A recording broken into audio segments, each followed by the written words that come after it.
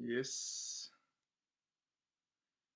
yes. I hope I'm live now. Okay. Welcome back to Karim Talks About Economics. And congrats, it's already episode number 20. I hope you've had as much fun watching these as I have had making them. So, yes, for the new viewers, this is Karim Talks About Economics, which is a podcast that lasts between an hour and two, where I, the host, Karim, I talk about economics, or I talk a lot about a lot of things and try to relate those things to economics. The podcast is characterized by three things: it's spontaneous, it's informative, and it's open minded.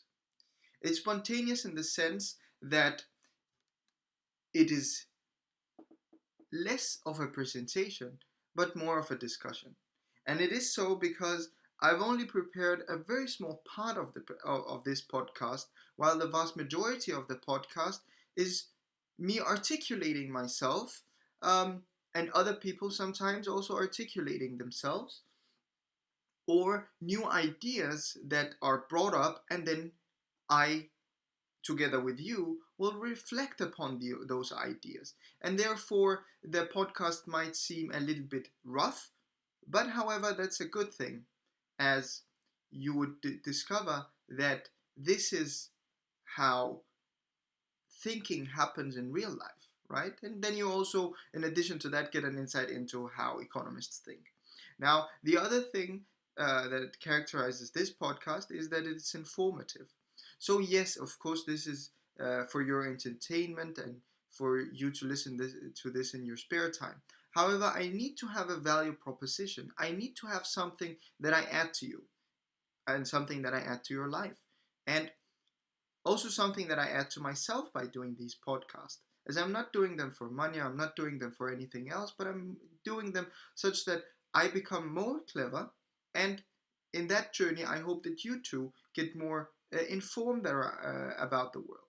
Now, sometimes we also bring, or sometimes I also bring, some interviewees that we talk to, and those people actually also get more informed. That's at least what they have told me after the show, as they are asked some questions that they might not have thought of before, and that also makes them, well, some of their answers might be spontaneous, it might be on the spot that they have to think, and that apparently intrigues them, and it makes them more informed, maybe not of other ideas, but maybe about how they themselves think, right? And thirdly, the podcast is open minded. And it's open minded because I'm not bound by any specific ideology. I'm not bound by um, some kind of scripted things that I'm allowed to say, and some things that I'm not allowed to say. I also want it to be such that you can get some different point of views, and I'm not gonna close down an idea or a thought just because I don't like it. I will, however, endeavor that idea and try to see what I and we together can make out of it. Right? I keep mentioning that we together can do it because this podcast is also live. And with that, you're actually much allowed to write in the comment section and make your thoughts as we go along. You can also write some comments on the previous video, and then I will get some notifications about that. I will then read them, and then I will talk about them in the next video. Okay. So usually the podcast is is structured in the following way. I start with a news section where we look at the headlines of different news agencies, and we also consider the corona numbers. And that is, I think, quite important to know. And also, it's quite interesting to look at the differences that occur day to day, right? So, one thing that we have noticed is the weekend bias. We've also noticed that some countries have a huge number of new cases. However, they don't have a lot of new deaths, which might mean that there is a lag that exists between people getting infected and people dying from the disease. Now, these things we might know, but now, together, we see the extent of these things. What does it mean that the US have had 70,000 new cases? Will that translate? How will the death rate change of the of the virus? Will it change? Who knows, right? Then there is a follow-up from last time, and this is answering a question that I made up in the past, in the previous podcast, which relates to the ideas that were developed in the previous podcast. And thirdly, there is a reading session, and currently we're reading from this book, very famous, written by Adam Smith, published in 1776. It's called The Wealth of Nations. It's because of this book that Adam Smith is commonly referred to the father of economics. Okay. Sometimes, as alluded to, we do have some interviewee, and that would substitute the reading. Okay? And fourthly, on the agenda is new thoughts. So while we read and while we do these interviews, I take notes and then I summarize everything, or I condense the information that was introduced in this podcast. And that's also the part of the podcast where we come up with the question for next time. And lastly, there is a Q&A session where I answer your questions if there are any. Okay. I'm going to put in the charger because I forgot that. And I've had a case in the previous podcast where the computer just shut down on me. So that I don't want to have that happening again. So now we're going to start with the first item on the agenda, which is the news. And as per usual, I'm going to share my screen with you. And then we start with the corona numbers. Okay, so as I expected yesterday, we have reached the 14 million now. However, we're way above the 14 because we're 71,000, nearly 72,000 new cases above that, right? And the deaths are 595. So maybe tomorrow we'll be at 600,000. It's saddening to hear that, because that really means that the deaths are increasing, which means that the death rate has not changed. As we can see at the bottom right here, I don't know if you can see my mouse now. However, right here, I've highlighted it. That's the death rate of the virus, and that have, since the beginning of this podcast, i.e. more than 2 weeks ago, and maybe also for months before that, have stayed constant at 7%. That means that regardless of how many people are infected, we can expect 7% of them to not recover, which is of course something that's not good, as we see the numbers are increasing quite tremendously at the moment. Actually, we're hitting new records nearly every single day at this point. Yes. Okay, yes. Now, with the people that are ill, we also see that the 1% is constant, of the people that are seriously or critically ill with the virus. We wish for that number, of course, to increase, as there might be a link between that and the deaths. Okay. So now if we consider the numbers of the specific countries, those are the top 20. And that's what we've been doing in this podcast for a long time now. We see that the US is definitely still at the top. 73,000 new cases. Quite an increase. Well, yes, nominally it's quite an increase from yesterday and the day above. It's not really that much of an increase. It's still worrying that it's this high, and still continuing to slightly increase. Because as we remember, as we read a couple, I think actually a week ago now, Fauci said that he would not be surprised if we reached 100,000, right? New cases every single day in the US. So that means that they really have to go back to the lockdown again. Now, that will have some economic impacts. As we know, there is a trade off between the health and the wealth. With the wealth, I mean the economics of the country. And it seems like they will have to prioritize the health once again, which will of course have its toll on the economy. Now, you might argue that they will only close some parts down. However, yeah, let's see, maybe. And Brazil is back at the 43,000, nearly 44,000, so stable. India 35,000, which is an increase, quite a large increase actually. And South Africa is still at the 13,000 every single day. And we see that actually South Africa has increased a couple of places, right? Which is not a good thing. And I still think that per the end of the week or maybe the beginning of next week, they will be at the top 5. This of course goes to show that people in Africa can also get the disease. You remember at the very beginning, people thought that this disease could not survive in the hot climate. However, it seems that it really can.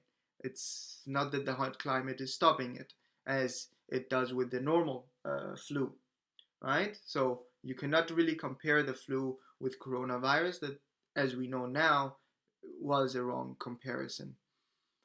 Yes. Now, a country that I also want you to look at is Spain, which is now back at the thousands, right? 1,361 new cases. Now, it's worth noting that all the European countries have actually increased in the number of cases. However, it's Spain that is significant because, as we know, it has been a tourist attraction. It has been a place where people went and stayed at these resorts and partied at night. Now, the death rate or the number of people dead in Spain is only 3. And that relates to the fact that is the number for the deaths for how they were doing maybe a month or 2 months ago, right? At that point, they had very few new cases. Now they are up at 1,000, so maybe in 2 months we'll see the death rate increasing once again. And now that we're talking about the death rate, we see that Brazil is still number 1 with around 1,300. The United States is at 900, so a little bit stable, right? Slight decrease, not very much. I don't think that it's significant with respect to all the fluctuation that we are expecting in the daily cases. However, we see for the second day in a row, maybe even the third day in a row, if I remember correctly, India is surpassing Mexico in the death rates.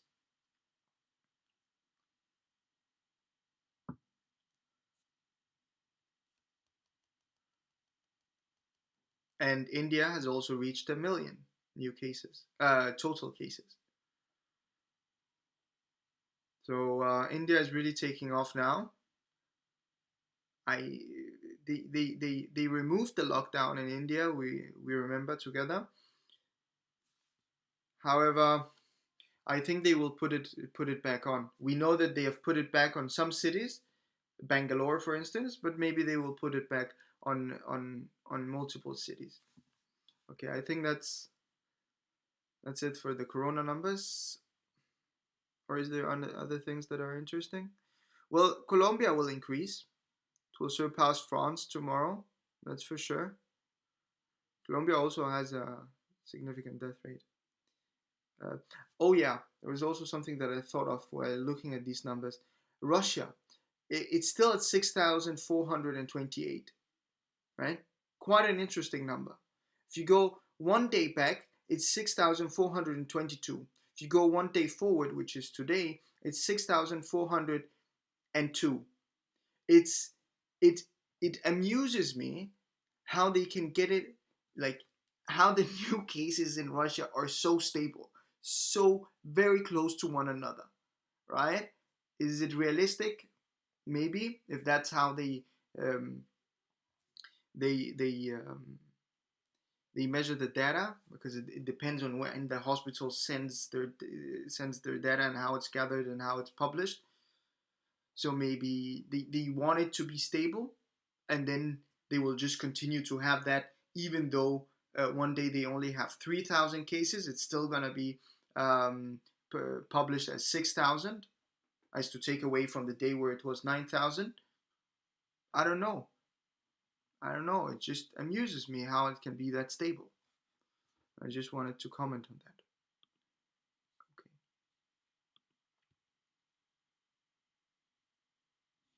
Yes.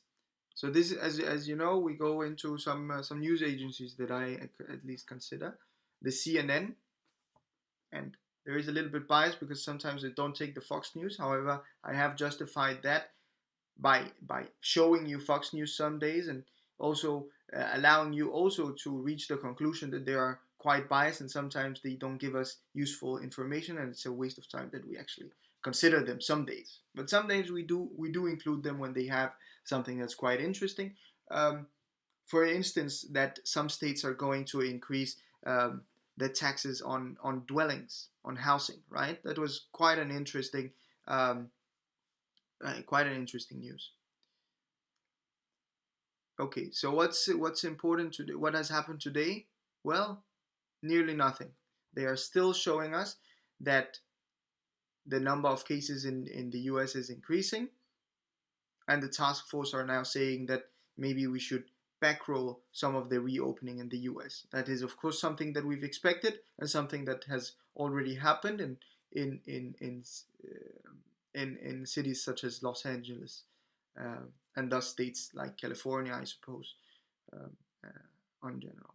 In Texas, they have also done that, if I remember correctly. It's Florida that might be the state that they are mentioning into depth here, because it seems like Florida is really not taking any consideration, and they are really not afraid of this COVID-19, and that might be because um, it's more young people that are getting infected, and I suppose that they think that young people have a stronger immune system and they will recover. So there's not really something to be afraid of, or there is a risk. However, we know that the hospitals in Florida, now you can see it here on the screen. However, earlier today there was another news that they are nearly reaching their capacity, and they are now back at um, at bringing these refrigerators outside hospitals, right? So that's a little bit frightening, and that's for the death rates, right? And of course, like imagine 1,000 people dying every single day. It's really a lot of people. That's a lot. That's a war. It is a war, right? And you should treat it as such. Yes, totally. Okay. Now we look at Al Jazeera.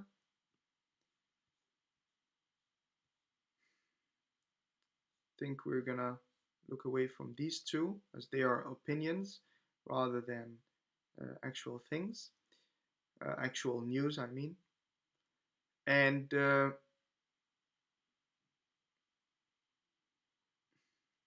we see that the World Health Organization, as alluded to a couple of days ago, is now sending a special mission to China to understand what really happened with the coronavirus. Now the question is, well, China is not allowing the United States, and the United States is not a part of WHO. So how will the United States ever make any idea of what really happened? Because it's now he said, she said. Now, of course, the WHO can make things published, of course, or public, I mean, or can publish things, right? And thus make them public. However, of course, there are some special reports that they will not be granted access to, I suppose, and the United States can now not send their personnel down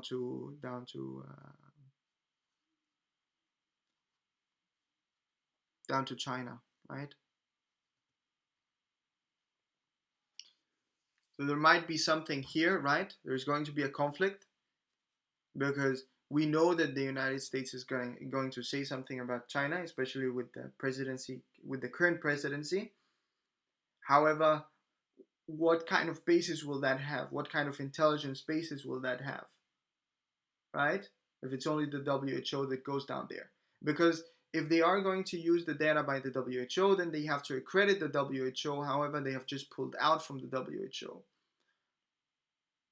And they don't trust the WHO and say that they are China centric. So that's one side. However, it can also go the other way where the WHO just goes down there and finds nothing, and then they will be hated even more, right? Uh, Maybe not because they don't find anything, but because there is a belief that they should find something. So there is some bias and some political bias here that is going to play its part.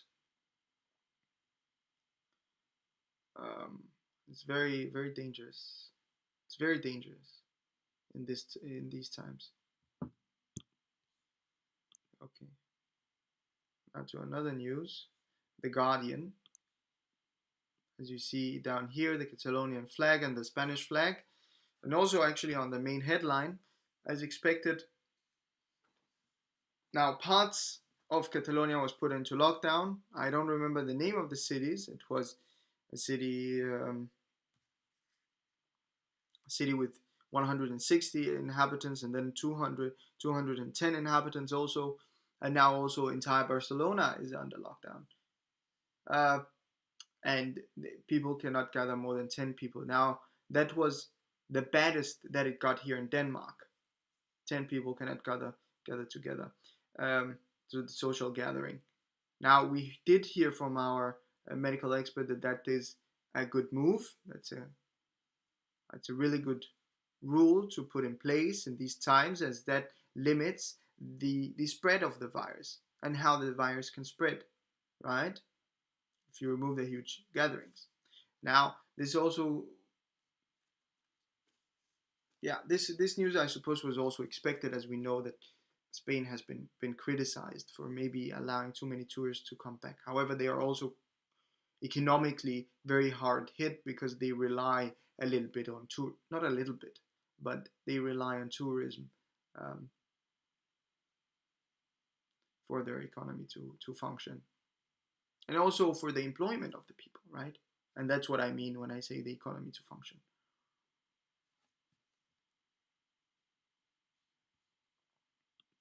Okay. So as you can see, there's not a lot of new news today, and yeah, I had the BBC um, just to show you that there is really nothing here um, to really consider exceptional news or something that stands out as we've had in other days. And I think I'm gonna, yeah, that's it. That's it for the news today. Actually, let's see if there's any questions. There is a question. Hvor er du? From Mohab. Uh, well, I'm here now. And then there is another guy.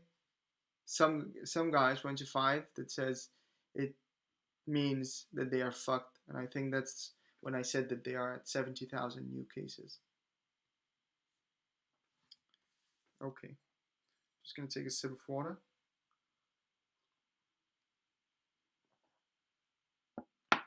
And now we've reached the part of the podcast with the follow up from last time.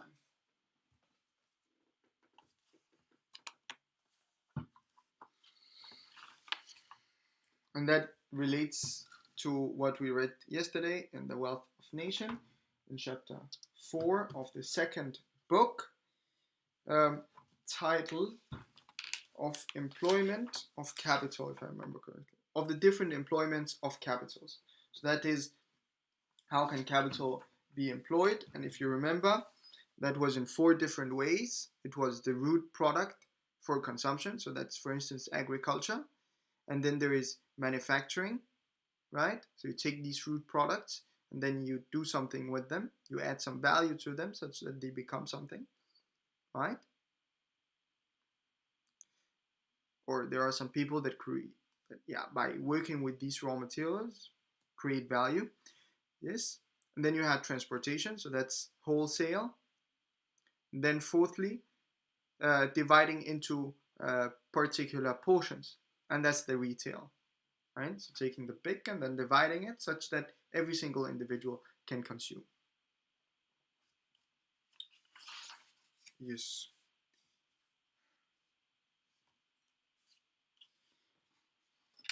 And the question from last time was the following: is it sustainable that countries produce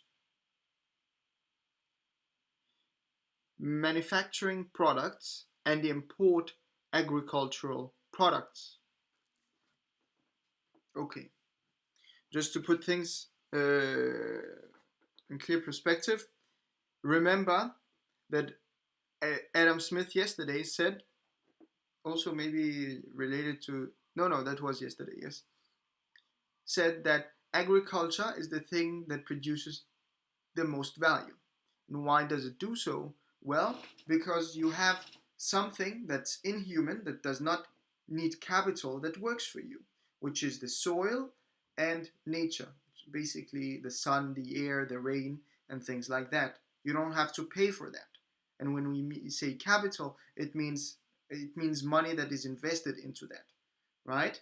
So you don't need, so the more money you invest into agriculture, the more you will get compared to manufacturing, right? What is manufacturing? That is creating this pen, for instance. So mining the metal should give you more value, right? Because you did not create this metal, it was there in nature. However, forming this pen, right, and creating it into a consumable product has involved a lot of investments. Why has it done so? Well, because you had a lot of machinery and a lot of tools that had to be created and had to be thus had to be bought in order to be able maybe to make this pen round, to have the ink in it, to have the part that is plastic and things like that, right? And maybe also some marketing. No, I don't. No, that's not a part of it. Marketing is not a part of it. Yes, so that's manufacturing. Then the question is it sustainable? What does it mean that something is sustainable? That it can continue forever. Is it sustainable that countries produce manufacturing products, okay, and import agricultural products? Now, this question also relates to what we read about the United States, or the argument that Adam made about the United States, that they increased in the GDP very quickly because they did no manufacturing at all. However, they did a lot of agriculture because that's how you can get the most value.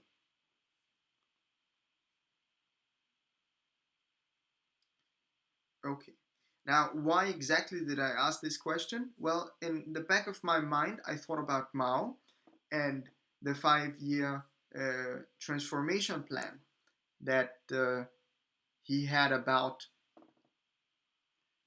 making it was basically the industrialization of China and making China into an industrial powerhouse, right? Where he made farmers um, basically do manufacturing with basic tools.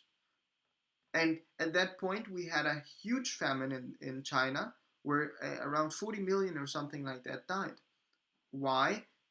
Because they lacked agriculture. And apparently, the products that they were creating and manufacturing was not enough for them to be able to earn the money and then buy, i.e., import, because they were not producing enough, import agricultural products. So, is it sustainable? However, we see countries such as South Korea today that is very much focused on manufacturing and heavy machinery also, right? So they're focused on ships, for instance, creating ships, creating trains, right?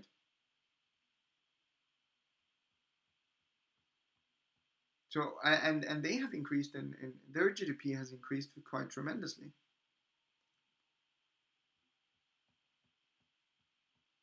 Now the question is, did they do that before they had enough food, or did they do that after they had enough food, basically, right? Because what I mean by importing agricultural products, I don't mean strawberries, I don't mean oranges, I mean the necessary products such that the population can continue to exist, right? So rice, for instance, wheat, maybe tomatoes. I know that tomatoes are, or potatoes. Um, no, but tomatoes are eaten by a large part of the population, right? And they can be used for a lot of things. But yeah, so basic things that can maintain the population, right, in agriculture.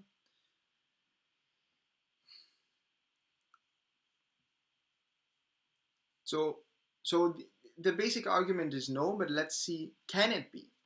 Can it be? And the idea was also um, no. That was regarding the question from yesterday. But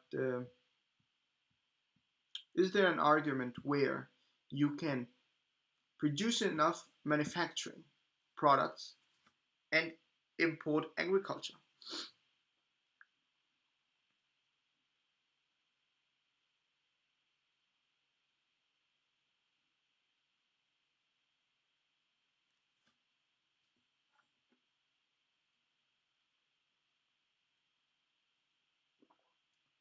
And this is one of the awkward silence moment because I've not prepared the answer, but I go through the answer with you guys.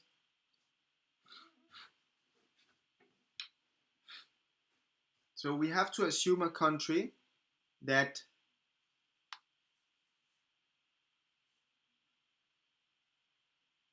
produces manufacturing products, and let's say it's these pens, and then it is importing cultural products. What does this mean? Well, it means that firstly, can it mean that manufacturing products are necessary for their own population? So, if you remember the idea of home trade versus foreign trade, and home trade means that you can reinvest money much quicker than you can with foreign trade. Therefore, um, you should always prioritize home trade to foreign trade. Well, at home, if you already have these manufacturing products, right, and I assume that you're creating them with an addition because you want to export some part of it, well, at home, because they are producing these, so the assumption is that the value of these products is going to be low. However, you can then they are going to be low, and therefore no. And the people will be demanding the agricultural products at home because there's not enough of them. So you really need, and that was the idea, that you really need to export these pens. Now, you need to export these pens, so you need to invest in transport, right? And it's you actually that need to invest in transport, because I suppose agricultural products um, are more how do we say it, are more necessary than manufacturing products. So if it was a bidding between you and him, you're the one that is, and you're the one that is producing manufacturing, you're the one that's most willing to invest in transport to get the agricultural products. Okay, so that's first of all. So then you suddenly need more capital. And then you go to the other country and you tell them, hey, I have these pens, I want to sell you these pens, and I want to buy some rice. Now, first of all, you need to find a country that has enough rice to sell you this rice. With rice, I mean agricultural products. Okay? That means that they need to have an access of this agricultural products. Now, the question is, why would they ever have excess products of agricultural products? An access of the agricultural products, because why would they? They could, because they can only do that if they are expecting that some people will buy them, because otherwise they would see, okay, let's not produce these anymore because this is going to waste, and let me as an investor, right, I would not be giving the farmers any more money, but I would maybe moving towards manufacturing instead, right? The next step. So now you have the milk, now I'm producing the cheese, for instance. This is a for instance. So the question is, will there be a country that will ever be willing to export you agricultural products? Well, in the modern day, yes, we do see that actually. See that Denmark is exporting pigs. It's exporting milk. It's exporting potatoes. It's exporting a lot of things. We know that Egypt is exporting strawberries. It's exporting oranges. It's exporting other things also. Wool.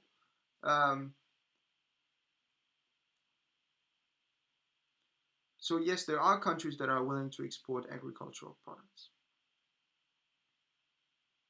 Okay, so you have this pen, you go and you try to sell it. Now, if they have an access of agricultural products, it means that maybe and only maybe they have not invested properly into their manufacturing, right? And therefore, you're actually selling this to them. So you're actually a transport. It's not manufacturing anymore. At wholesale, right?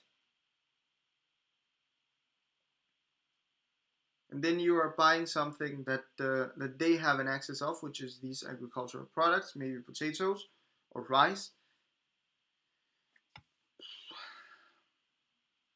So I suppose it could be.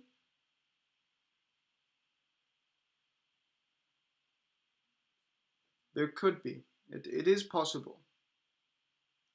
I think it is possible. But then the question is, would you, and of course then it depends on, well, how much access do they have, right? And how much do you need? So this is a relative question. So I suppose it is, yes, sustainable. If you can find a country, it is sustainable, but on a lot of conditions. So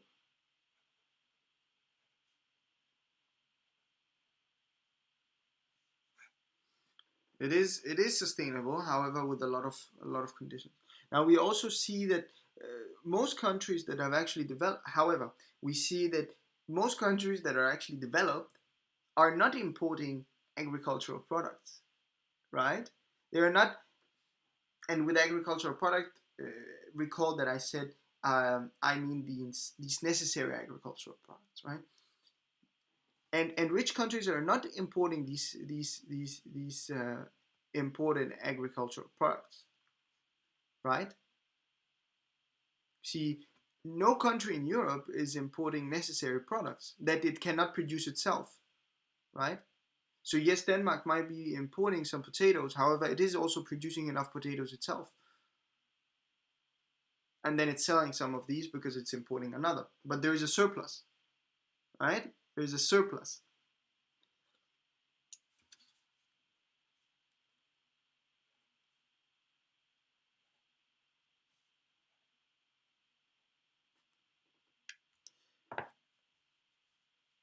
and Denmark with as I said, swines, pigs, right? They might be importing some pigs, right? Just to create variety. It's not to have the necessity. It's to create variety. And I think if you think very roughly on this, on a very meta level here, um, that's maybe the reason why when Denmark closed down, we were not really worried about the food supply. However, we were worried about the variety of the food supply, right? Because we know that Denmark can produce its basic agricultural products itself, right?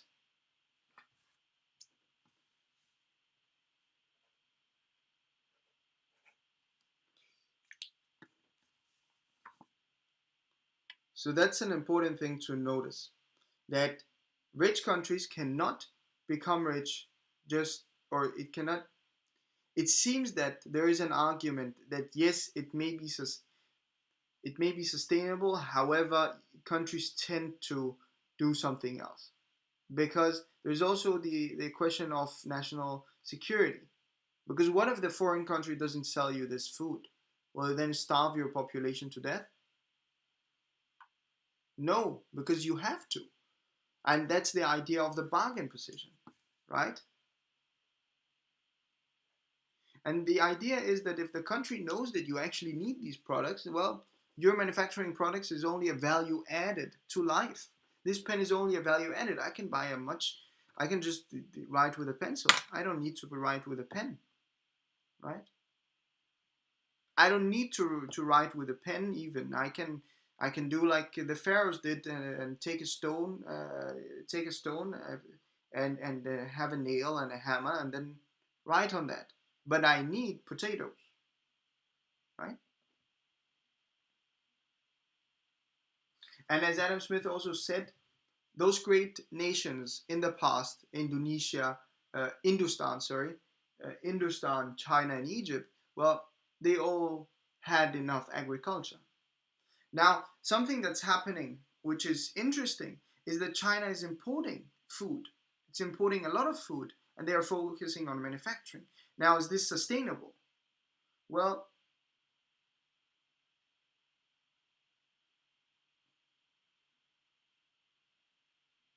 for now it is. It is, right? That's only because we need their products. But look at us now, right? We had a crisis. We might at some point say, no, no, no, no, no, guys, we're gonna produce these things ourselves, or we don't need these additional necessities. Or let's say that the Denmark wants to be a very green nation, and the way that it calculates the CO2 emission of a product is the entire cycle of the product, not only what it has done in Denmark. And then it figures out that in China, in the factories, they use coal to power the electricity of the machines, and therefore that is included in the CO2 mark of the product, and that product would never be able to be sold, or would be sold at a very high price because it does not live up to the emission requirements, right? Well, in that case, we're also going to say goodbye China, right? Unless they, of course, change, but then it's going to be very expensive and they will not have this manufacturing advantage anymore, right? And then they will reach the point where they are willing to sell their manufacturing maybe at a very low price. However, that will not increase the living standards of the people, and they will need again to import the agriculture, where we would have a stronger bargaining position. That's also what we might be seeing currently with the US and China, right? That Trump has maybe figured out that they actually need the agricultural products of the farmers, that they can really not get it anywhere else, because not a lot of people are focusing on agriculture anymore. And I think that's a huge problem, at least in light of what I've read, right, about the economics behind it. That this is where the most value is created. And I remember when I went to an MUN conference, it was about food security. And in MUN, you simulate the model United, you simulate the United Nation, and therefore it's called Model United Nation, because it's a model of the United Nation. And there I was France, and we talked about, and we had a talk about farmers. And in the research of that thing, also I discovered that there is a lot of French people that a lot of French farmers that committed suicide, and a lot of demonstrations that these farmers had because it was intolerable the conditions, not that they had to live in, but at least the financial conditions that they had to suffer, right? And that would mean that well, France needs food at the end of the day, right? It will make food regardless. And maybe they will not be selling to China.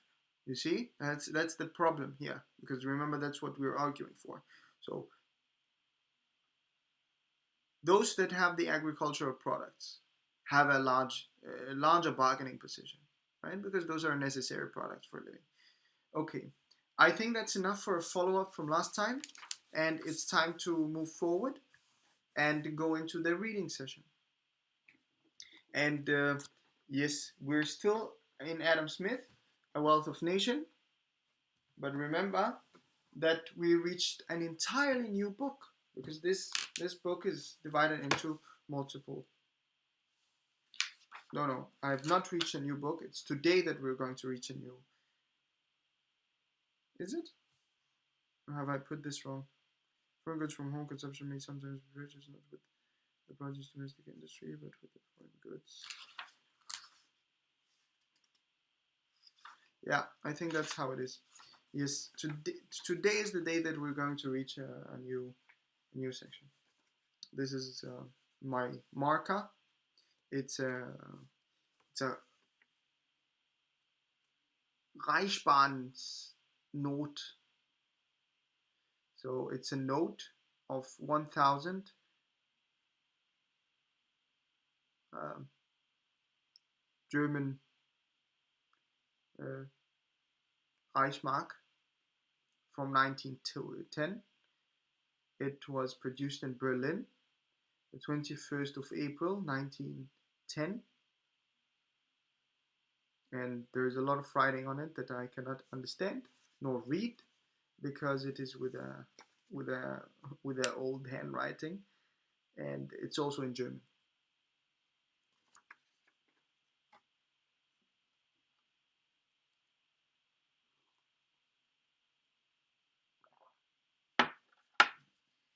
But yeah, I think it's basically, yeah, telling you that this is a banknote and stuff like that. Okay, so yesterday we ended with foreign trade, right? We were talking about the difference between home trade and foreign trade, and that home trade is always more sustainable because the money gets around much faster than if you had done it with foreign trade, because you had to transport the products, and that's the point. And then you had to trade that product and then get the money, and then that point, that's when you get the money, right? And that had to be wired back. At least in 1776, you could have ships going on travels for 3 years, right? Kept on doing this exchange of goods for 3 years. However, at home it could take 3 months, right? Which is also a long time. Today you can do it in one day. But it's just this exchange of money that occurs much quicker at home, and therefore the money that I get today can be employed, right? Because when you get the money, it means that you're employing the money. Maybe you're not physically employing the money. What is meant by employing the money is that you have money to pay an employee or to pay some machinery that can produce something for you, right? You're employing the money to create some product. Okay, so we are on page 196, and we are fairly in the middle.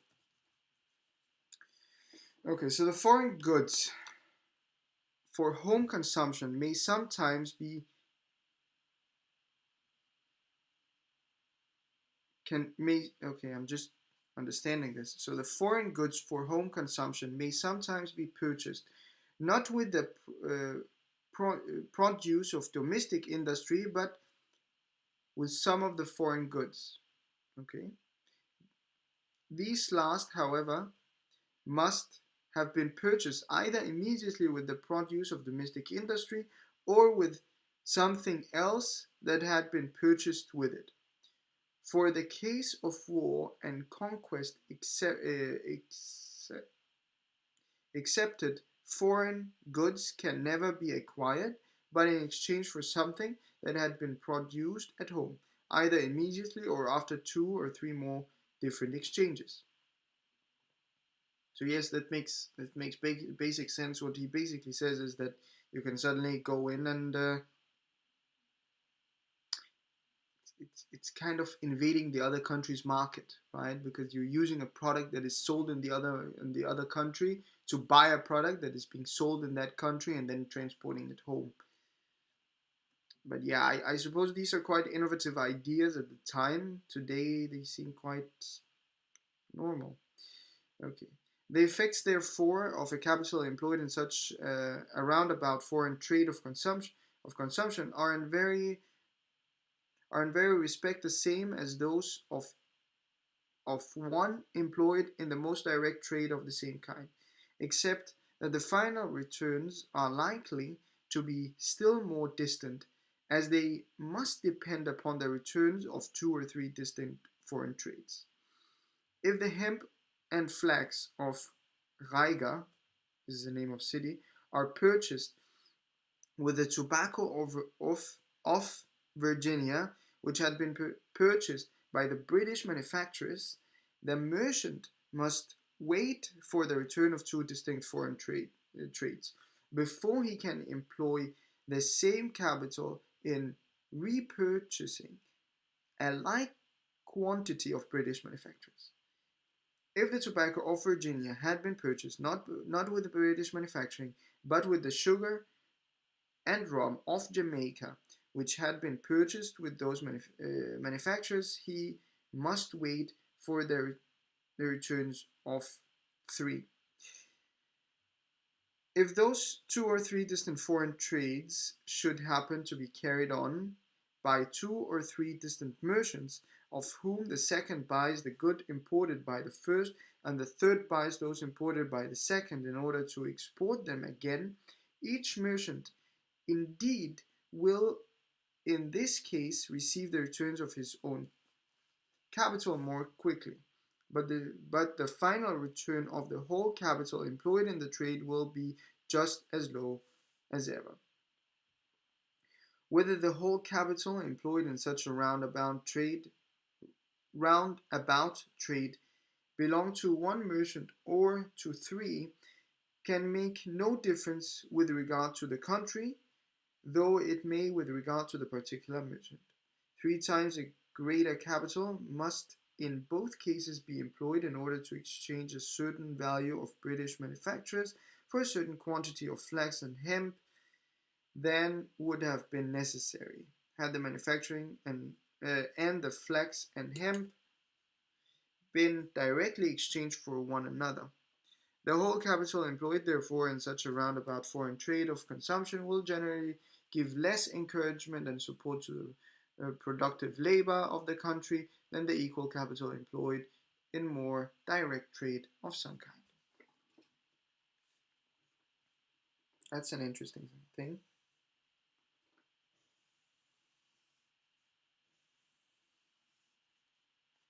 I think I'm going to write a note. Roundabout, roundabout trade. Roundabout trade yields less value compared to direct trade. Yes. The basic idea is that I suppose the underlying thing is that all of these that so you buy something, then you sell it, then you use that to buy something else. That yields less value. Why? Because all of these links have to earn something. because you're selling to someone, and that someone will take something to himself because he needs to be able to pay himself in the sense of wages, right?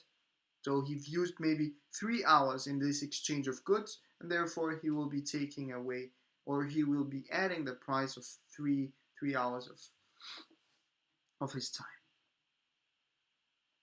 right? Or the value of 3 hours of his time. Yes. So whatever be the foreign commodity with which the foreign good for home consumption are purchased, it can occasionally no essential it can occasion no essential difference, either in the nature of the trade or in the encouragement of and support which it can give to the produce labor of the country, or excuse me, give to the productive labor of the country from which it is carried on.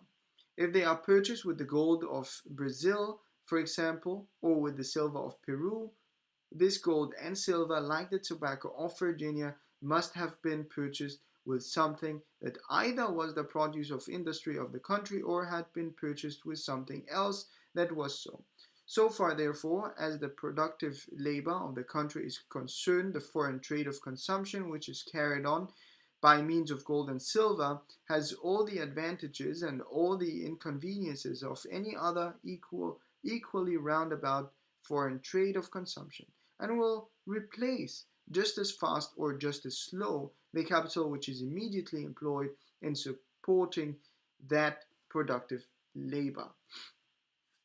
Okay. It seems even to have one advantage over any other equally roundabout foreign trade. The transportation of those metals from one place to another on account of their small bulk and great value is less expensive than of almost any other foreign goods of equal value. Their freight is much less, and their insurance not greater, and no goods besides are less liable to suffer by the carriage. An equal quantity of foreign goods, therefore, may frequently be purchased with a small quantity of produce of domestic industry by the intervention of gold and silver than by that of any other foreign goods. The demand of the country may frequently in this manner be supplied more completely and at a smaller expense than in any other than in any other. Whether by the continual exportation of these metals a trade of this kind is likely to impoverish the country from which it is carried on in any other way, I shall have occasion to examine at great length hereafter. Okay, so basically use gold and silver, I suppose money, in foreign trade. That's an interesting thing, right? Because now, of course, gold and silver can have different values in different countries, but in old times, you could make trade with every single people instead. Well, it is basically the same thing, right? That we're doing now. I was thinking that in old times you could directly use the exact same value, same valuta as such when you're doing foreign trade. However, the idea that gold is valued differently, so the basket of goods that the gold can buy is different from one country to the other, is apparently the exchange rate, isn't it? Between the value of a dollar and maybe the euro.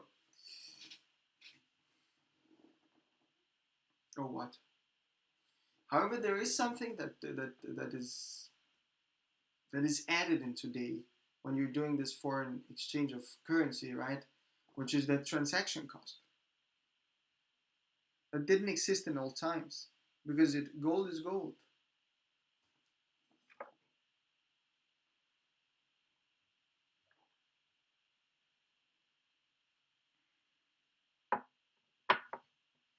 And today the idea there is a gold price. However, of course, with gold,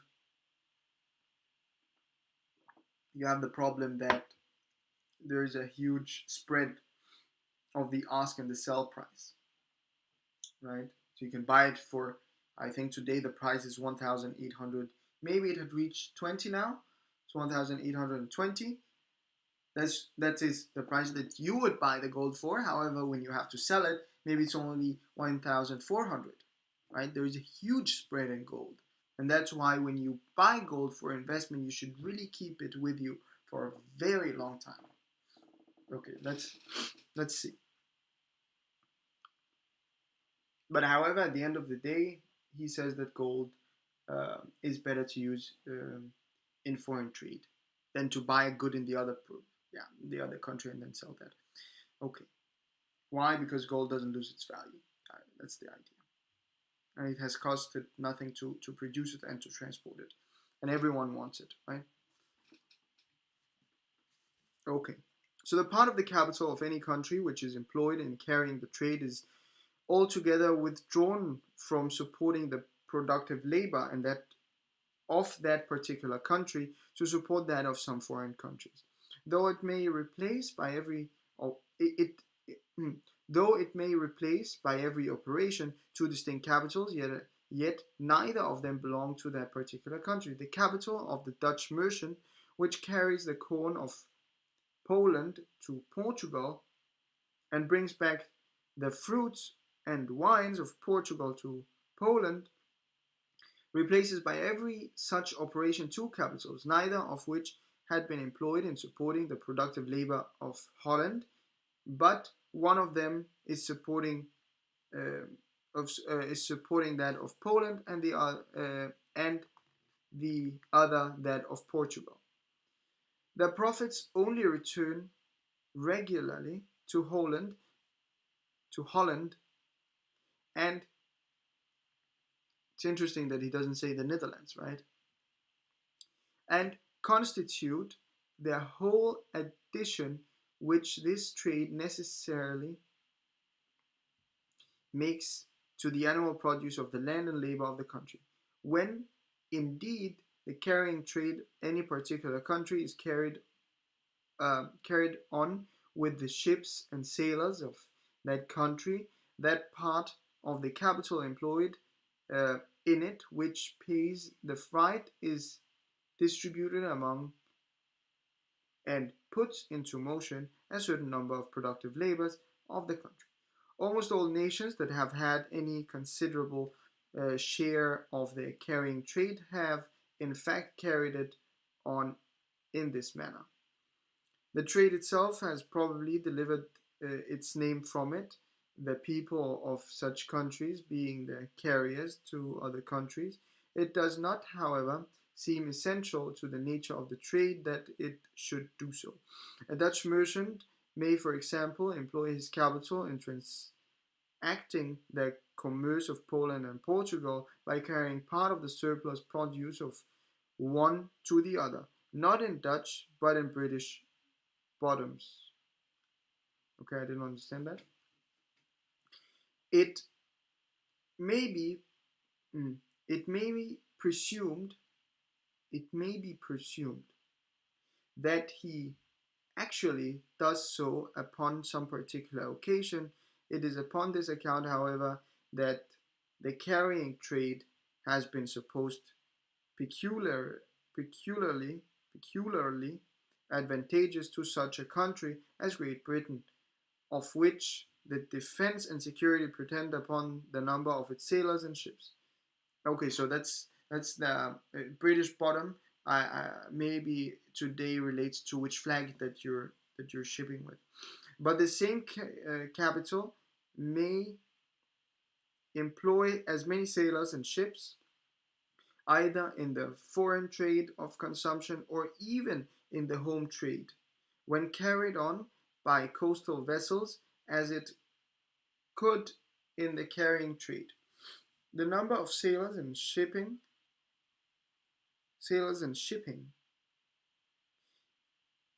which may particular capital can employ, does not depend upon the nature of the trade, but upon the bulk of the goods in proportion to their value. Okay, and partly upon the distance of the ports between which they are carried, chiefly upon the former of the two circumstances. The coal trade of Newcastle to London, for example, employs more ships than all the carrying trade of England, though the ports are at no great distance. To force, therefore, by extraordinary encouragement, a larger share of the capital of any country into the carrying trade than that would naturally go to it will not always necessarily increase the shipping of the country. The capital therefore employed in the home trade of any country will generally give encouragement and support to a greater quantity of productive labor in that country and increase the value of the animal produce more than an equal capital employed in the foreign trade of consumption. And the capital employed in this later trade has in both these respects a still greater advantage over an equal capital employed in the carrying trade.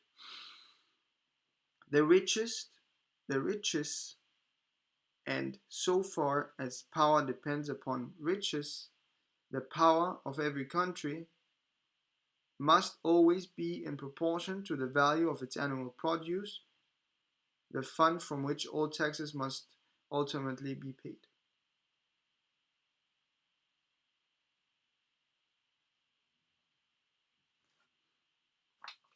Okay, so I know this doesn't relate to this foreign trade, however, it's a good statement. So the power of every country must always be proportional to the value of its annual produce. That's an interesting one. Maybe he's gonna relate that to trade, right?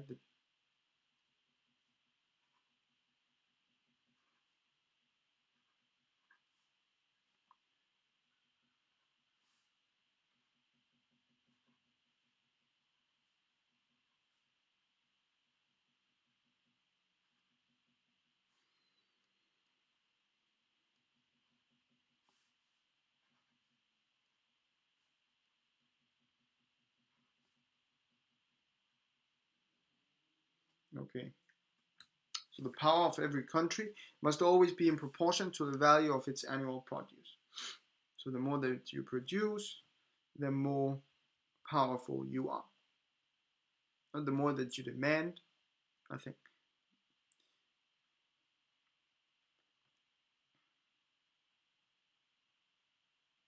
And remember, it's the value of its annual produce. It's not the number of its annual produce.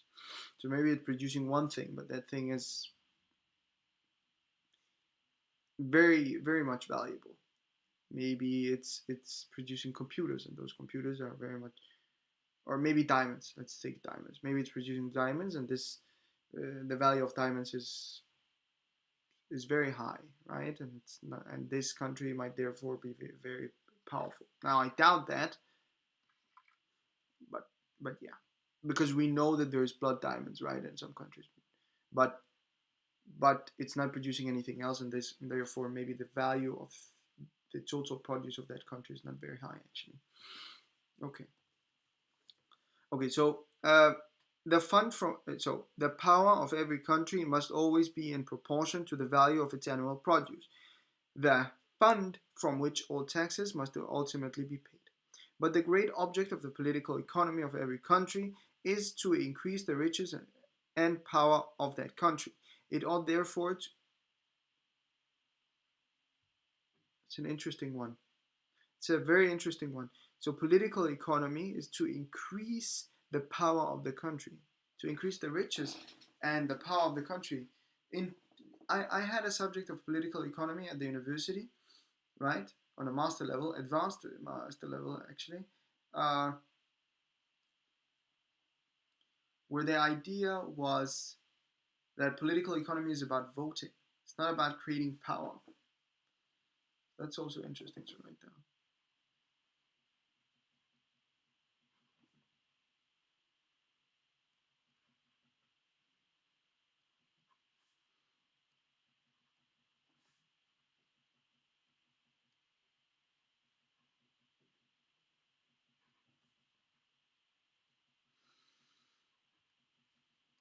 So maybe political economy in old times was more about how countries were related to one another, right? But yeah, political economy is also about create. It's not about creating power, right? It was mostly about voting, but of course it included these ideas of power, but they were always related to elections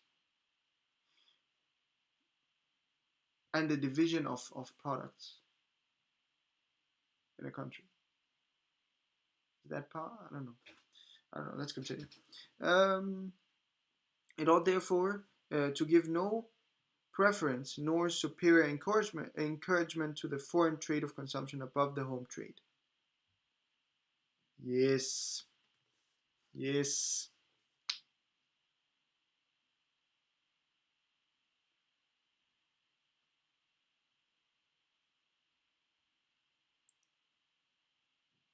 No preferred nor superior encouragement to foreign trade over home trade, nor to the carrying trade above either of the other two. It ought there it ought neither to force nor to allure into either of those two channels a greater share of the capital of the country than what would naturally flow into them of its own accord.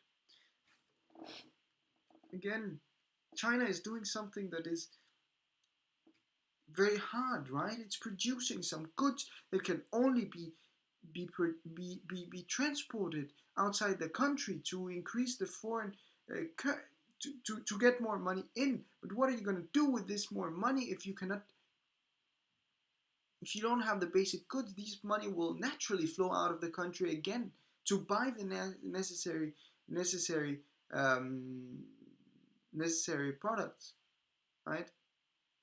That related to today's question about the sustainability of creating manufacturing products instead of agricultural products. Right? They are producing things now. Of course, I don't know, but at least that's how I've understood China, is that they are producing things to foreign countries instead of their own country.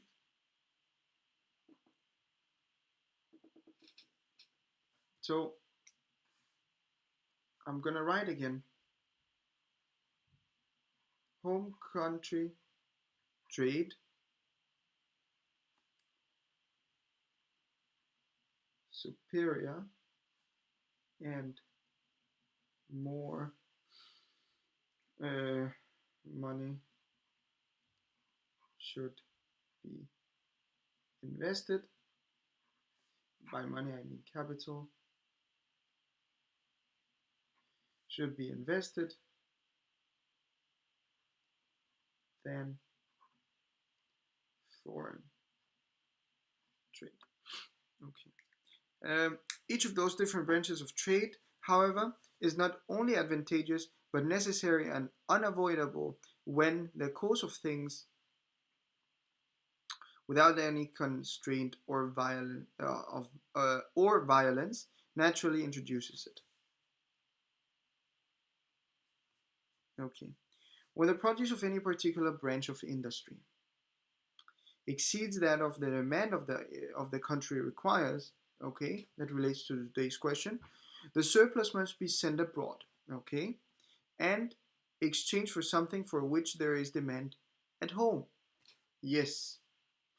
Without such it would be nice if he actually answers the question that we proposed today. If he does that, then I'm a real economist, you know, because then he's then I've expected the questions that he will be asking, or I've expected the important stuff. Okay, so without such exportation, part of the productive labor of the country must cease and the value of its annual produce diminish, right?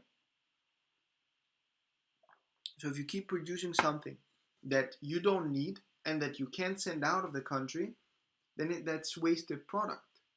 And you cannot just increase your GDP because you've produced this. So if no demand nor sell abroad of specific product than wasted productive labor and shouldn't be included in GDP calculation. It's a very interesting thought, right? Because you can artificially increase your GDP just to produce a lot of diamonds, right? That doesn't make sense in the long run, right? Because then the price of diamonds will go down. And yes, produce a lot of bikes, right? And don't sell them. Just produce a lot of diamonds and then not sell them. It's also the same thing. Yes. So the land and labor of Great Britain produce generally more corn, woolens, and hardware. What does he mean by hardware? Because maybe he means iron, aluminium. I don't know, but hardware. We use that for computers, right? Right? Electrical devices. Okay, and hardware, then the demand of the home market requires. The surplus part of them, therefore, must be sent abroad and exchanged for something for which there is demand at home. It is only by means of such exportation that this surplus can acquired that this surplus can acquire value sufficient to compensate the labor and expense of producing it. The neighborhood of the seacoast and the banks of all navi- navigable navigable navigable well, navigable rivers uh, are advantageous situations for for industry only because they facilitate the exportation of exchange of such surplus produce for for such surplus produced for something else which is more demanded there. Actually, it says in demand there. Yes. So that's why usually you live close to the seacoast, and that's where you will find the big cities usually, right? Now, those countries might have been in a lot of war, and therefore they will not be the seacoast and maybe more protected. However, you will always find cities by the seacoast, right? Because it's more advantageous. Okay.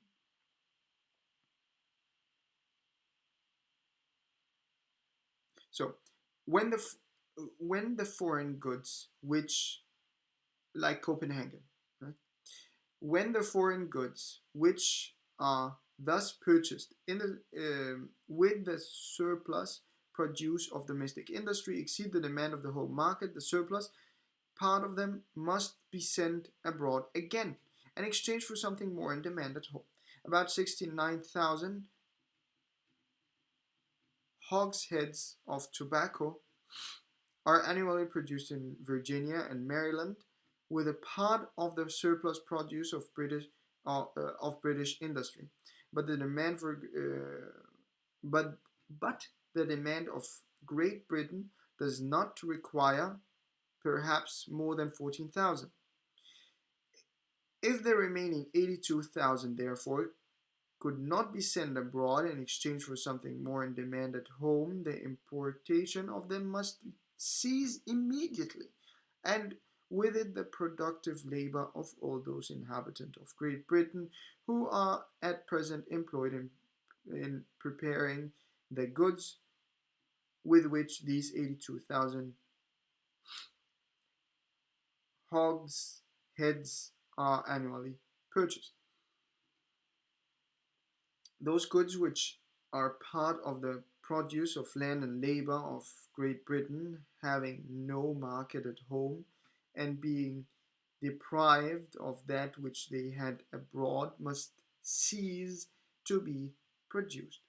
The most roundabout trade, roundabout foreign trade of consumption, therefore, may upon some occasion be as necessary for supporting the productive labor of the country and the value of the annual produce as the most direct.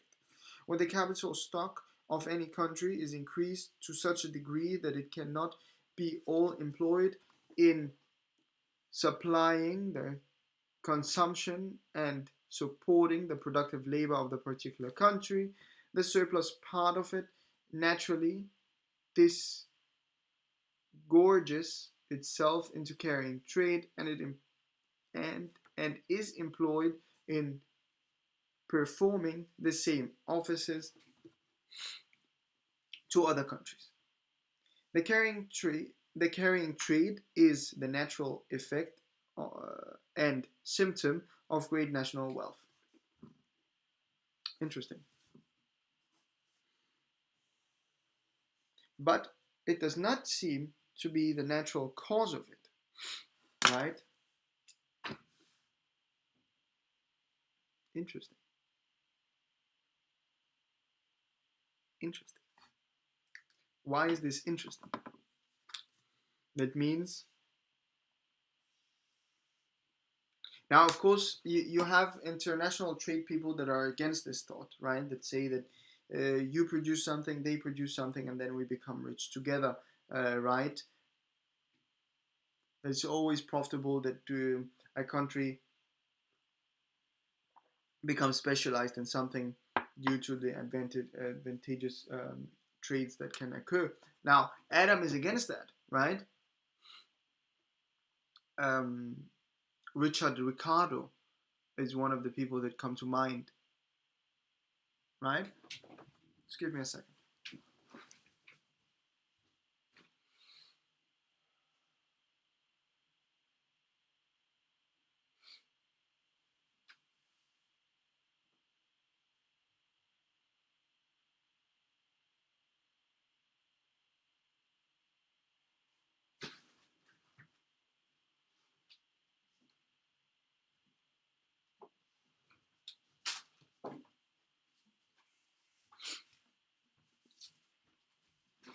So we have this book about international trade, right? I don't know if we can find something that's interesting. No, it's not an interesting quote. I'm just trying to see if there's any interesting quotes that I've maybe highlighted while reading.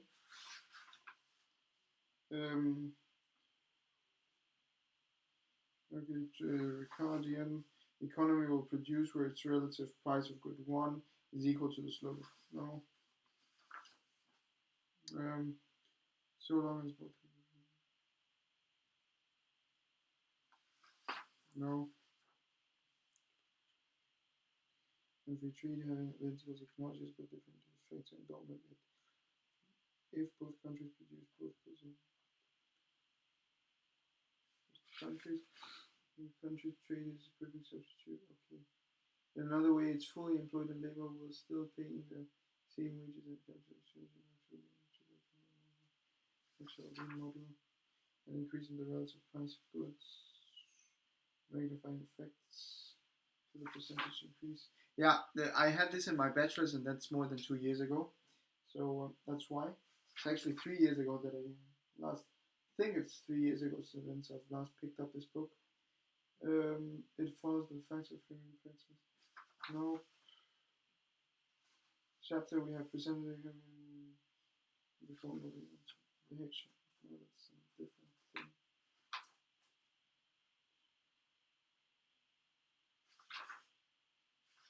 Yeah, but the idea is that international trade has suggested the idea that each country will export the good that use it, that you can actually become specialized in one good rather than produce both goods, because that would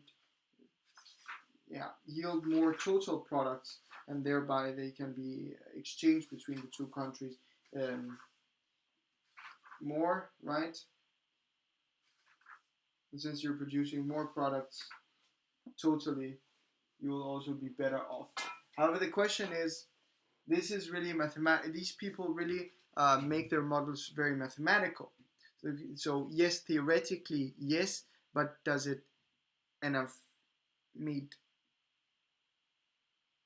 Yeah. I've personally made the. I've not read any scientific articles about this. So this is this is just a question that I'm proposing.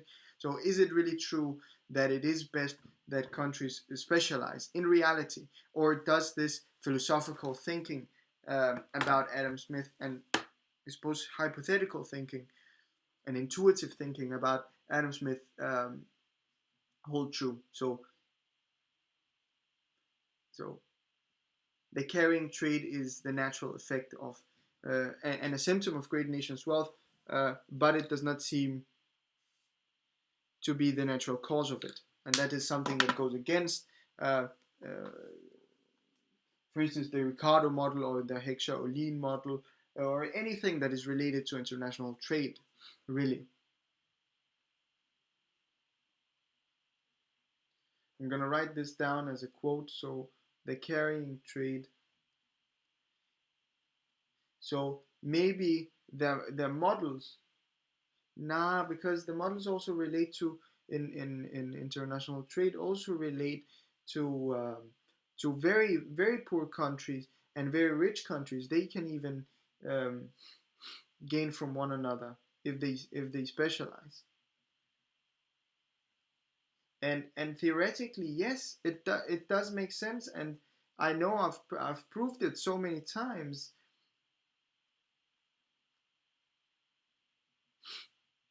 However, we usually also assume that there is no friction between the two countries such that the countries can trade with each other with no cost. However, that would actually not bring about any problems as that's only a lump sum cost, right? That doesn't make doesn't change the conclusions that you can actually increase the value. So the question is, well, really, Adam, is this true? But this is also an observation, right? He also says, but it does not seem to be the natural cause of it, right? So that's his observation.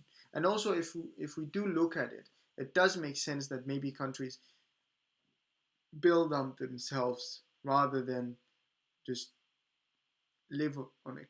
But however, we also propose the idea of South Korea, right? But we also proposed the case of China that didn't work. And we don't exactly know the case of South Korea. We don't know if they actually had enough agriculture. However, it is known to as a country that is no, that has enough agriculture.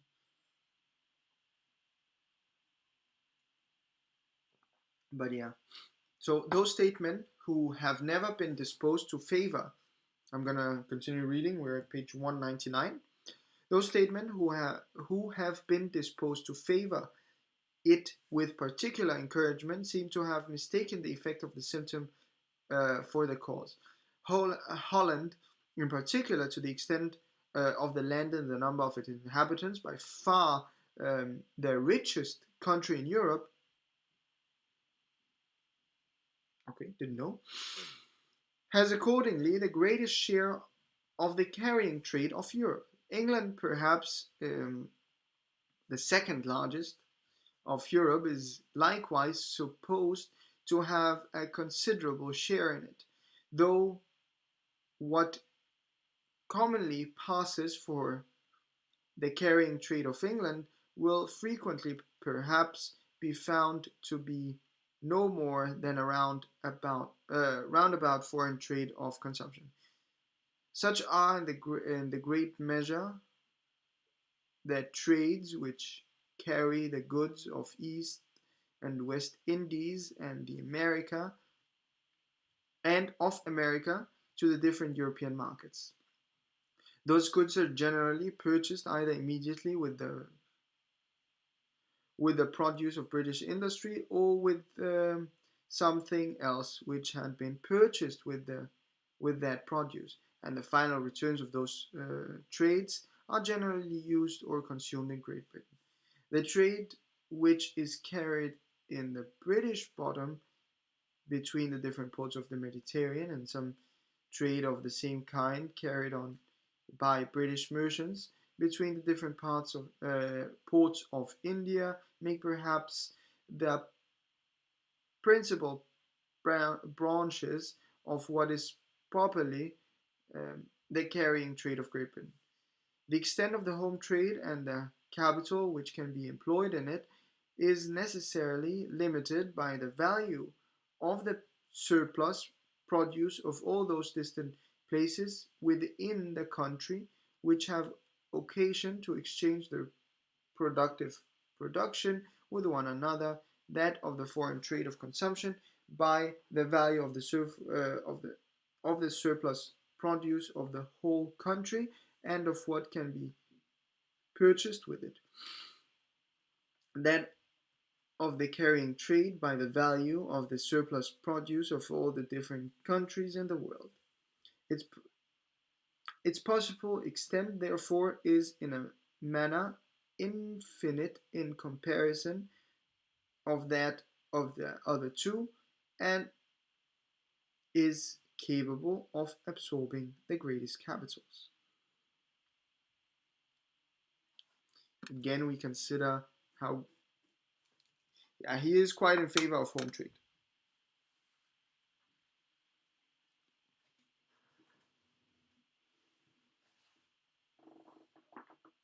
But I think with home trade, he just means something that's close to you, right? So maybe for Copenhagen, it's better to do trade with Sweden and Norway than it is to do with Jutland, right? Because that's closer to them.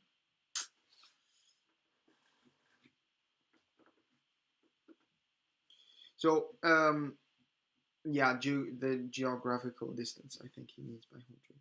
Maybe, maybe not. The consideration of his own private profit is the sole motive which determines the owner of any capital to employ it either in agriculture and manufactures or in some particular branch of wholesale or retail trade. The different quantity of productive labor which it may put into motion and the different value which it may add to the annual produce of the land and the labor of the society according as it is employed in one or other of these different ways never enter into his thoughts. In countries, therefore, where agriculture is the most profitable of all employments, and farming and improving the most direct roads to a splendid fortune and capitals of individual naturally be employed in that manner most advantageous to the whole society. The profits of agriculture, however, seem to have not su- no seem to have no superiority over those of other employment in any part of Europe. Projectors, indeed, in every corner of it, have within few years assumed the public with most magnificent account of it, of the profits to be made by the cultivation and improvement of land. Without entering into particular discussion of their calculation, a very simple observation may satisfy us with the result of them must be satisfy us that the result of them must be false. We see every day the most splendid fortune that have been acquired in the course of a single life by trade and manufactures, frequently from a very small capital, sometimes from no capital.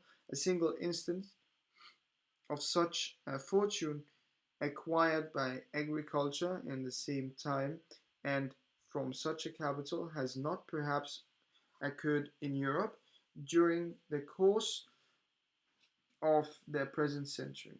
In all the great countries of Europe, however, much good land still remains uncultivated, and the greater part of what is cultivated is far from being improved to the degree of which it is capable. Agriculture, therefore, is almost everywhere capable of absorbing a much greater capital than has ever yet been employed in it. He's very much interested in agriculture here, right? I don't know if there's a bias here, but he has already reached a conclusion. He reached that at the very beginning with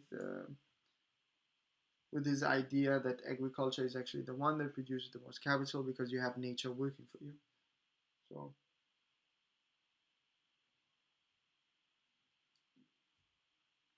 now the question, well, at that time there was no real machinery. Uh, there was really no machinery, and there was really, I suppose,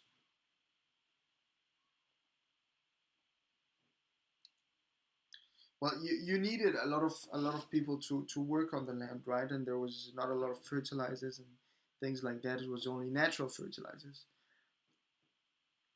So he has not seen the advancements that has happened today. And then the question remains: is still is this still true today? And I think so, and that's why we see, and we have discussed a lot, whether we can have drones watering plants, drones uh, observing the land, and also measuring the plants and things like that. And maybe they can also pick the fruits and things like that, right? We don't need a lot of people anymore. So I suppose there is still some ways for which we can put money into agriculture. So what circumstances in the policy of Europe have given the trades which are carried on in towns so great an advantage over that which is carried on in the country, that private persons frequently find it more for their advantage to employ their capitals in the most distant carrying trades of Asia and America than in the improvement of cultivation of the most fertile fields in their own neighborhood. I shall endeavor to explain at full length and the two following books. Ah! Ah! Now we're really excited, right? Because he proposes this. So he's a good salesman, right? Now I'm intrigued. I'm intrigued to read why. Why is it that we want to trade with Asia and America instead of cultivating our own land? Now, he does make the argument that we should do this. However, this is not being done. So then the question, will he change his mind, or is his idea still the same? However, he's going to tell us how we're thinking about things wrong. And that's what's intriguing, right? Maybe there's something that he did not consider at the first place that he tells us about now in this third book and the fourth book. Um,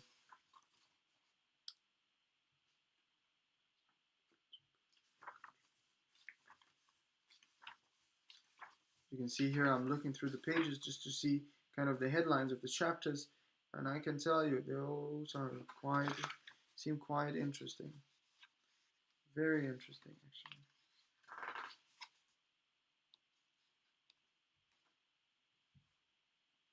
Of systems. Yeah, I had a bookmark here, right? I just did like this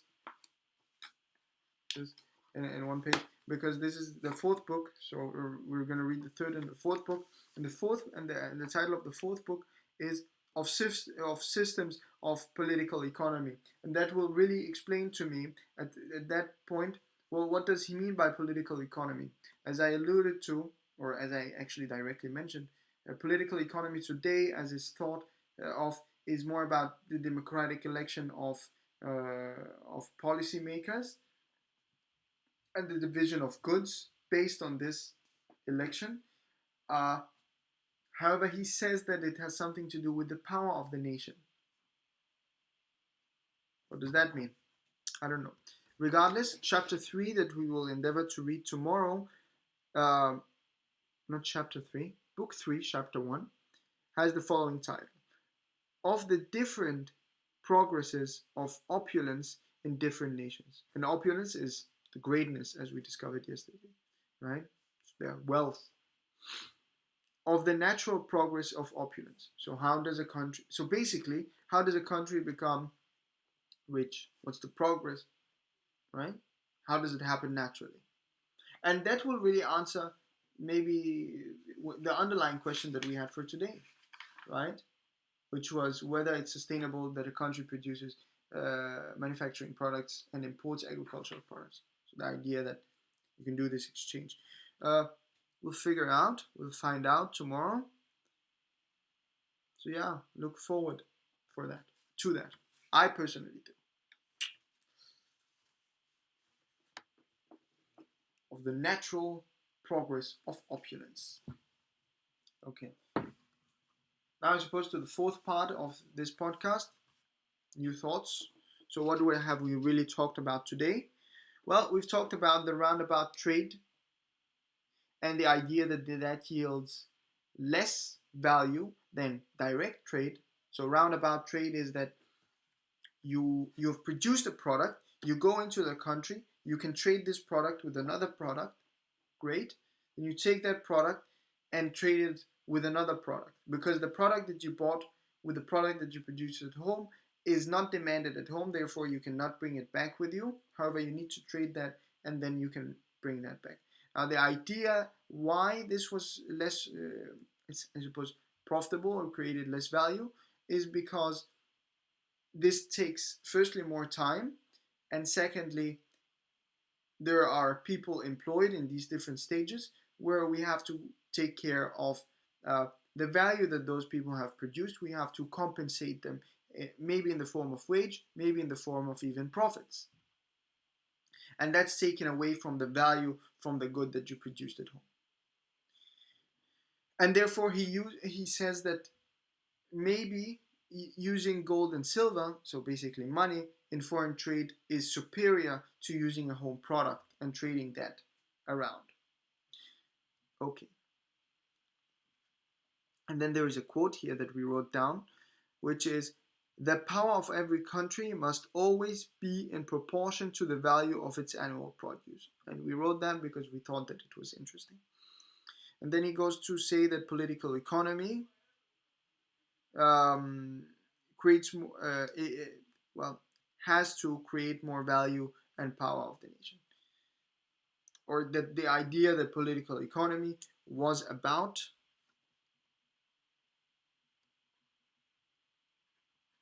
creating more value and power to the nation. And then he went on to say that the home country trade is superior to that of foreign trade, and therefore we should invest more in, or we should employ more capital, as per his words, in the home trade, and politicians should not be outspoken about the benefits of the foreign trade. And that relates to the following idea: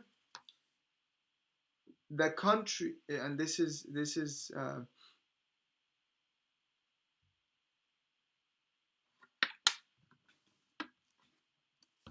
and this is a direct relation to what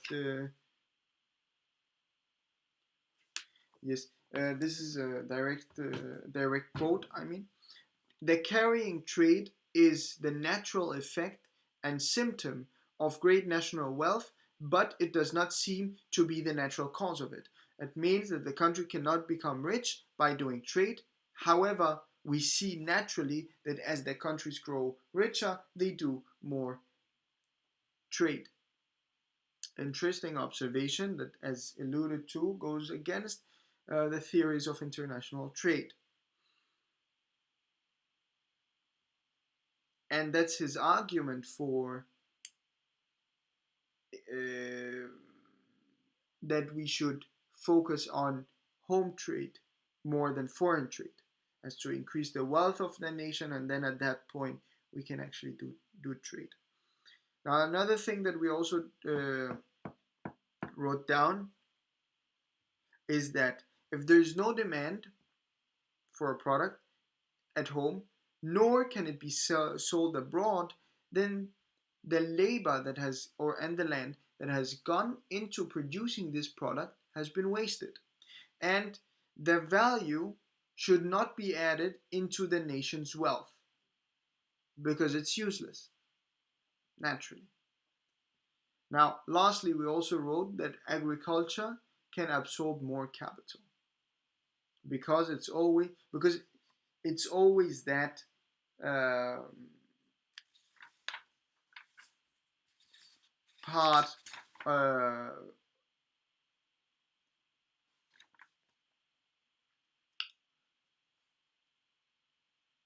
I wouldn't say the industry, but maybe that's a good wording. That is the industry that yields the highest return on capital, because you're actually not only dependent on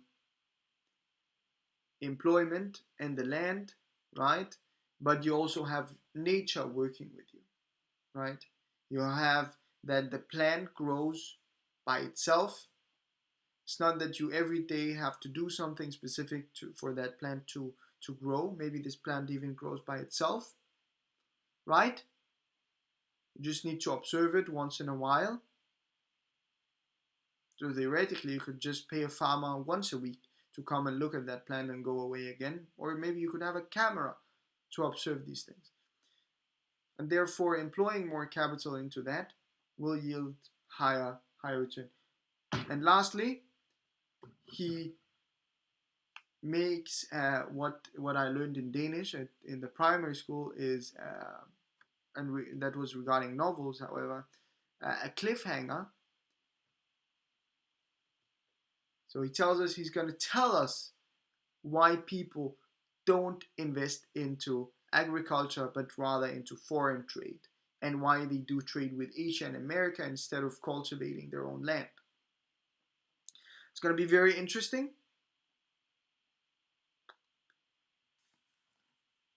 And I look forward to it. And I hope you do too. So stay tuned, please. Okay. I think that's it for no. We need a question for tomorrow. Sometimes in these days I have a question while I read. I think about questions uh, that I can propose. However, today it's been very different. I've had no question that really seemed obvious to ask. Um,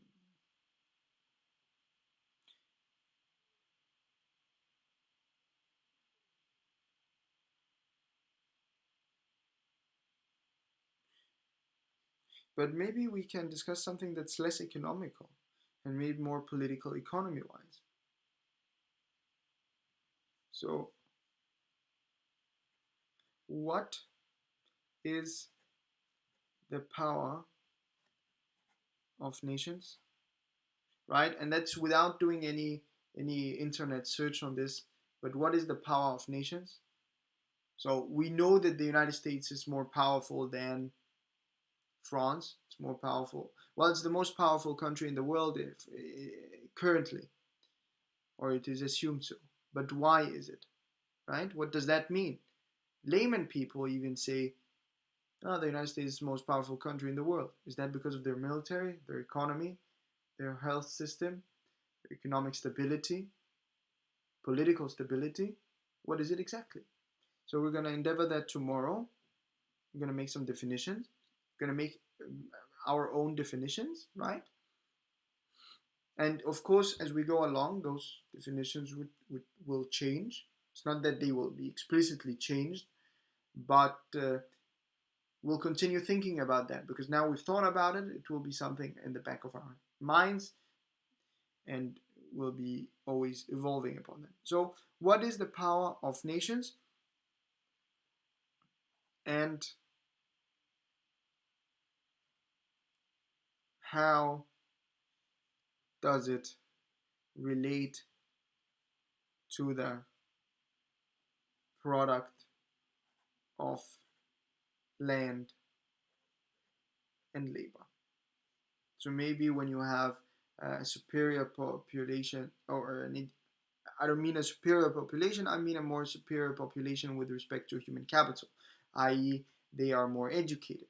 Does that mean that you're more powerful than another country with the exact same resources and the same amount of population and the same everything?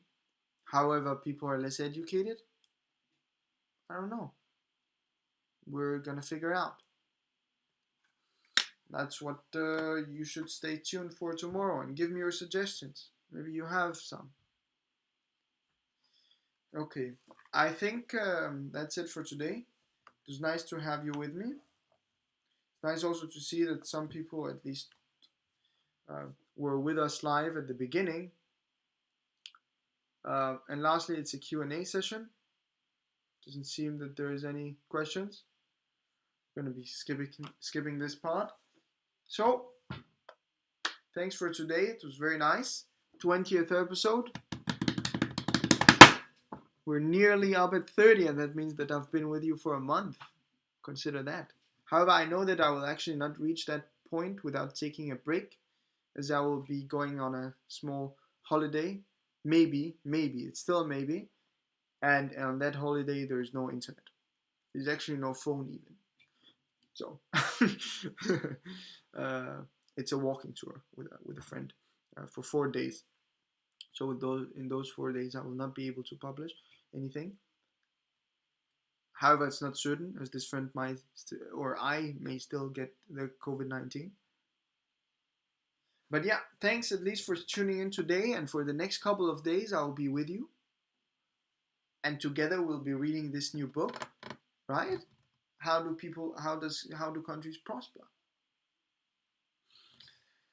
It's very nice to have you with me. I love you all, and as per usual, thanks for listening. But as you people know, and as my listeners know, we don't end like this. We end with a motivation. What is today's motivation? I thought about this motivation while I was biking, and I had some music in my ears. Now I noticed that suddenly I started listening to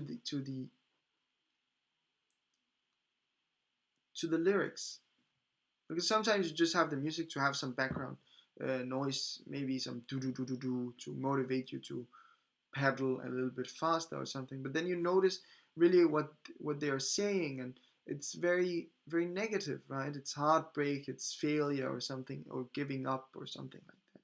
And apparently that was just the hit list. So the motivation today goes to removing negative energy from your life. You have to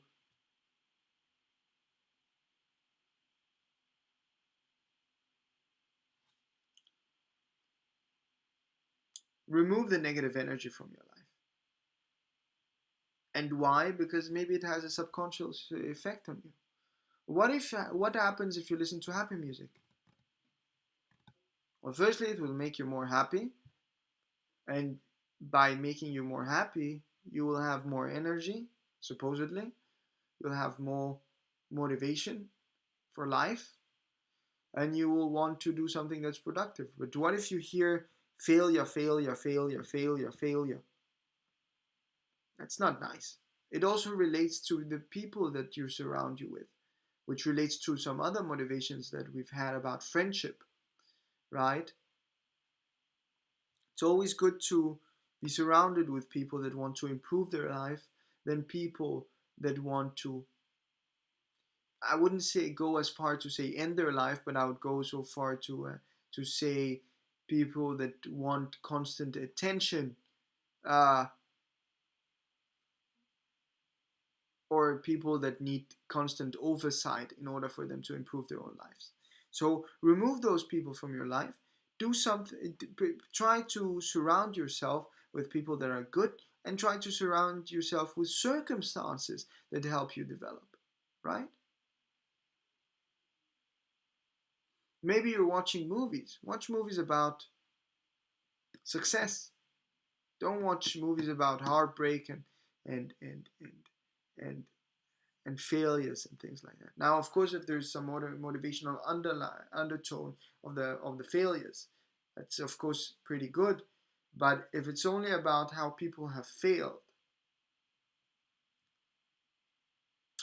it's not the best thing in the world, is it? So I think that's the motivation for today. Try to surround yourself or create an environment of success around you, and you will therefore succeed. You will be motivated, and suddenly everything you see is good, it's bright, and that's what you would be aiming for, right? Because if that's the only thing you see, well, that is the direction that you will go, right? Maybe also that's uh, for me, and maybe also for you, um, an advice when you have children. Trying to be positive around them. Don't be negative, be positive. They will do stuff, they will not be discouraged, and they will try to improve their own lives. And as per usual, guys, take care. It was the end of the motivation and the end of the podcast. You get 2 blinks as per usual, and the finger goes up until the podcast ends, or such that I know that the podcast has ended.